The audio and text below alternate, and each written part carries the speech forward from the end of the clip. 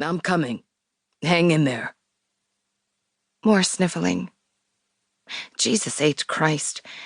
Why the hell wasn't anything moving? Even knowing it wouldn't do an ounce of good, Joe laid on the horn. That earned him a raised middle finger from the guy in front of him. As his desperation to get to her inched into the red zone, he wished he could call Mac and get his take on things, but until he knew more about what had happened, he didn't think Janey would appreciate him cueing in her older brother that something was wrong. As if she had read his mind, Janey said, "Don't tell Mac." Wouldn't dream of it. Traffic inched along, and Joe was certain his blood pressure had to be approaching stroke level. 20 minutes later, he flew across the border into Massachusetts. Here I come. Good. When he finally reached her location, Joe wanted to die when he saw her sitting in the front seat of her old blue Honda Civic, hunched over the wheel. Janey didn't hunch. She barreled through life with exuberance and optimism that brightened every room she entered. He had to drive past her to the next exit, where he endured 2 of the longest red lights of his life before he was able to merge onto the southbound ramp.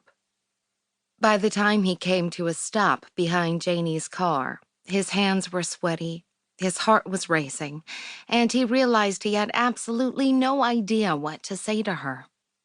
Women in crisis were hardly his forte. He took a deep breath and got out of the truck.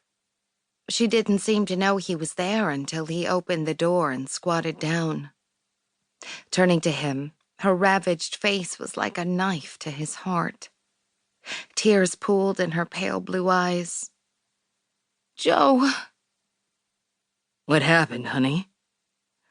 He was...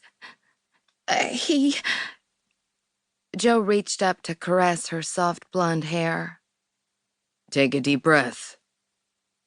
She gulped in air as a sob hiccuped through her.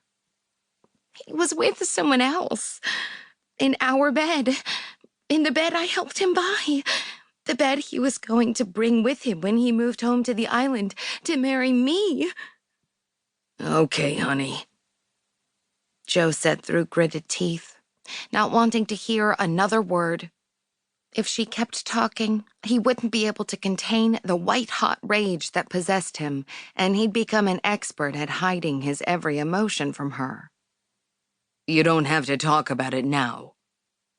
It's all I can see. She was on top of him, and he had his eyes closed. He didn't see me. I couldn't move. I just stood there watching. Stop. Joe simply couldn't bear the raw pain he heard in her voice. He wanted her for himself. He wanted her more than he wanted his next breath. But not like this. Never like this. Let's get you out of here.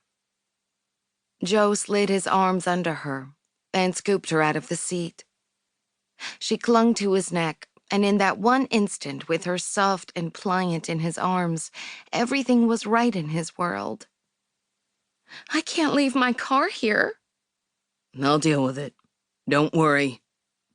I'm sorry. You probably had better things to do tonight. No, I didn't. Surrounded by the scent of jasmine, the scent of Janey, Joe wished he could hold her and never let her go.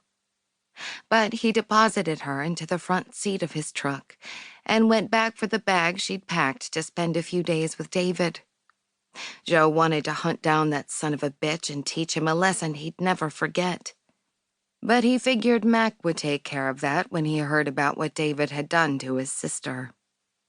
Right now, Joe's top priority was Janey. Before he joined her in his truck, Joe called for a tow truck. The operator asked for a contact number, and Joe rattled off his. He ended the call and rested his hand on the door handle, taking a moment to summon the courage he needed to get her through this, to get them both through it.